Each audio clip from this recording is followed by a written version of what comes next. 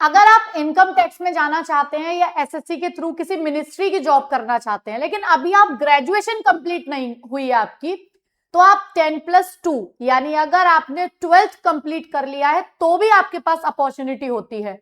और ये अपॉर्चुनिटी अभी आपके जुलाई में फॉर्म्स आने वाले हैं। वैसे तो ये एक्सपेक्टेड अप्रैल में ही थे, बट एसएससी का कैलेंडर थोड़ा डिले हो जाने की वजह से अभी जुलाई में 2026 में इसकी वैकेंसीज आपको देखने को मिलेंगी।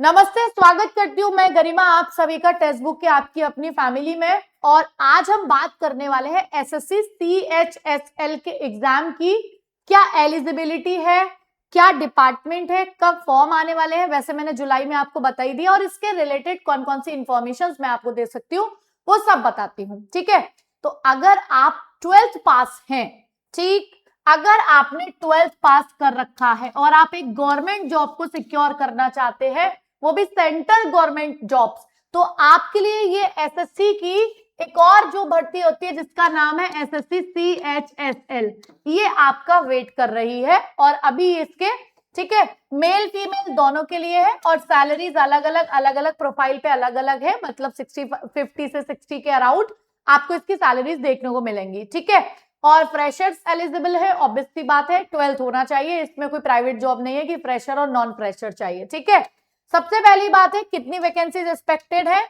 अभी के हिसाब से जो एक्सपेक्टेड है वो 3000 है, और ये प्लस माइनस, वैसे प्लस ही होती है, माइनस तो नहीं होती है, प्लस ही होगी। ठीक है, एक्सपेक्टेड वैकेंसी है सेंट्रल मिनिस्ट्रीज में और डिपार्टमेंट्स में। इसके बाद में जुलाई 2026 में इसका नोटिफिकेशन और एप्लीकेशन आना है, ऑफिशियल वेबसाइट पे आएगा एसएससी की। ठीक है, जो ऑफिशियल है गवर्नमेंट ssc.government.in पे। 10+2 मिनिमम एजुकेशन होने चाहिए, और ये कोई फर्क नहीं पड़ता कि आप साइंस बैकग्राउंड से हो, आप कॉमर्स से हो, इस बात से कोई फर्क नहीं पड़ता, आप आर्ट्स से हो, कोई भी इसका फॉर्म भर सकता है। आगे आते हैं भाई। ठीक है, अगर हम बात करेंगे इसमें कौन कौन से पोस्ट नेम है, इसमें कौन कौन सी प्रोफाइल है, पे लेवल क्या है और पे स्केल क्या है, चलो भाई एक बार फटाफट से देख लेते हैं। देखो, लोअर डिवीजन क्लर्क, जैसे हम अलग अलग डिपार्टमेंट्स में जाते हैं ना, तो हमें क्लर्क्स मिलते हैं, तो वहां जो लोअर डिवीजन है और जेएसए, जिसको हम जूनियर सेक्रेटेरिएट असिस्टेंट जेएसए बोलते हैं, इसमें क्लैरिकल वर्क प्रोफाइल है, मेंटेनेंस, डेटा एंट्री, इन सब का काम है।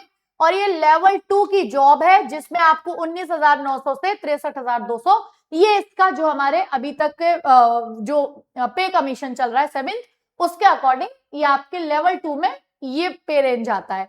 तो अगली है डेटा एंट्री ऑपरेटर, जिसको डीईओ बोल देते हैं। इसमें डेटाबेस अपडेट्स है, मतलब हमें डेटा को अपडेट करना होता है, स्पेशलाइज्ड सॉफ्टवेयर ऑपरेशंस। ये लेवल 4 और 5 का है, इसमें 25,500 से 81,100 L4 और 29,200 से 92,300 L5, ये इसमें आपकी पे स्केल आता है। इसके बाद में पोस्टल असिस्टेंट और सॉर्टिंग असिस्टेंट, जिसमें क्या है, mail sorting, postal records, customer service. ठीक है, इसकी अभी हमें यहाँ पे ये नहीं दे रखी है। बाकी court clerk, court records, hearing schedules, जो कोर्ट में क्लर्क्स होते हैं, मतलब बेसिकली क्लर्क्स टाइप की jobs, data entry operators type की जॉब्स आपके मिनिस्ट्रीज में, आपके सेंट्रल गवर्नमेंट ऑफिसेज में आपको देखने को मिलेगी। ठीक है, चलो आगे आ जाते हैं भाई अगले उसमें। अब हम आते हैं 2018 से अगर हम 26 के बीच में जाएं और टोटल वैकेंसीज का थोड़ा सा रुख देखें, तो किस तरीके से वैकेंसीज हमें 2018 में ये 3,200 यानी 3,259, फिर 20 में 5,789, फिर 21 में 4,893, 22 में 4,726, फिर 23 में केवल 1,600, फिर उसके बाद में 24 में 3,712, 5 में रिवाइज 3,022, और अभी जो एक्सपेक्टेड है 3,000 प्लस ही इसमें एक्सपेक्टेड है। ठीक है, चलो आगे जाते हैं। वैलिड ऑरिजिन कहां का होना चाहिए, आपको सिटीजन ऑफ इंडिया, नेपाल और भूटान। ठीक है, बाकी आप जो रिफ्यूजी सेटल बिफोर 1962 के वो हो सकते हैं। Persons of Indian origin migrated from specific nations, Pakistan, Sri Lanka, east Africa countries etcetera to permanently settle, जो परमानेंटली सेटल हो चुके हैं ये। ठीक है, ये माइग्रेटेड जो, उनको भी अपॉर्चुनिटी है। एजुकेशनल क्वालिफिकेशन 12th स्टैंडर्ड, मैंने आपको पहले ही बता दिया। और डीईओ और कैग जो ऑफिसेज हैं, उसके लिए 12th standard in science stream. जैसे जब भी हमारी कोई पोस्ट आती है ना, उनमें कुछ पोस्ट होती है जिनमें हमें स्पेशलाइज्ड एजुकेशन चाहिए होती है, तो जिसमें से हमारा जो कैग डिपार्टमेंट होता है, जिसको हम लेखा जोखा वाला comptroller auditor general of India बोल देते हैं, ये डीईओ और कैग ऑफिस के लिए आपको साइंस स्ट्रीम मैथमेटिक्स के साथ चाहिए। ठीक है, चलो भाई, इसके बाद में हम आगे आते हैं। इसकी जो एज क्राइटेरिया होती है वो जनरली अगर आप 18 के हो चुके हो और ज्यादातर पोस्ट 27 तक होती हैं। ओबीसी में 3 इयर्स का, जैसे हम लोग का एक गवर्नमेंट में है कि 3 इयर्स, एससी एसटी को 5 इयर्स, जो अनरिजर्व पीडब्ल्यू है उनको 10 इयर्स, पीडब्ल्यू ओबीसी है उनको +13 और एससी एसटी को +15, और विडोज और डाइवोर्स्ड वीमेन को अप टू 35 इयर्स और up to 40 years for SC और एसटी। ठीक है, तो ये सारे के सारे इयर्स है, मतलब ये एक नॉर्मल जो एज क्राइटेरिया अगर आप जनरल बेसिस पे बात करो 18 से 27, ओबीसी 18 से 30 और एससी एसटी 18 से 32, ये है। ठीक है, चलो आगे आज की बात करते हैं। ये क्या है, इसमें ना इसमें सबसे पहला एग्जाम होता है टीयर 1 जो केवल क्वालिफाइंग है, जिसमें अगर मैं सब्जेक्ट्स की बात करूं तो 4 सब्जेक्ट्स आते हैं हमारे, एक इंग्लिश, एक मैथ्स, ठीक है, एक रीजनिंग और एक जीके जीएस। ये 4 सब्जेक्ट आएंगे आपके। 25 क्वेश्चंस, 25 सवाल होंगे, 2 नंबर का एक क्वेश्चन होगा।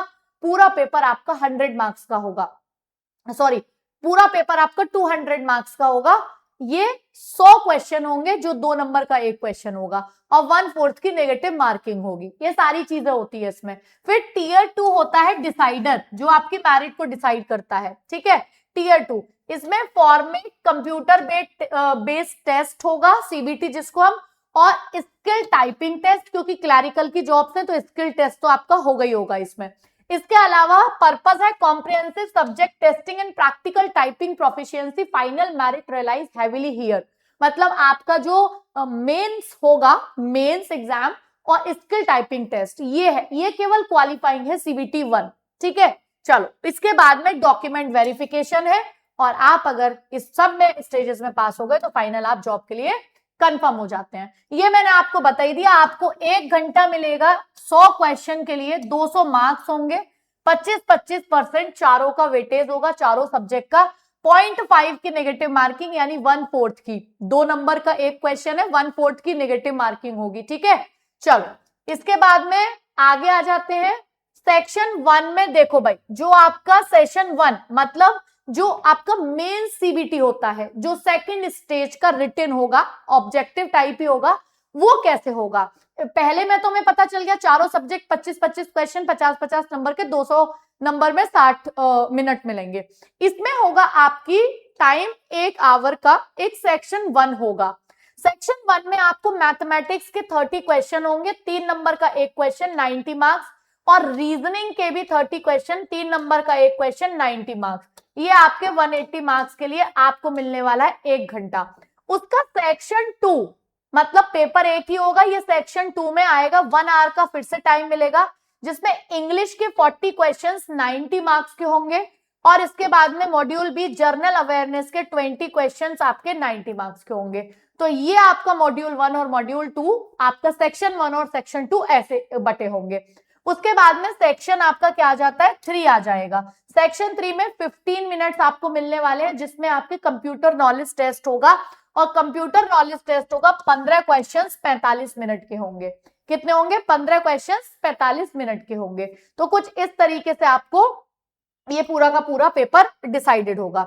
उसके बाद में आप क्या करोगे, सेशन 2 जो स्टार्ट होगा, सेशन 1 हो चुका रिटन, सेशन 2 होगा data entry operator skill test, DEOs in department और मिनिस्ट्रीज में 15 मिनट के लिए, और डीईओज एक्सेप्ट इन डिपार्टमेंटल और मिनिस्ट्री 15 मिनट के लिए, सेम ही होगा, दोनों ही 15। ठीक है, और लोअर डिवीजन क्लर्क और जेएसए की टाइपिंग टेस्ट होगा, ये part C typing test 10 minutes के लिए होगा।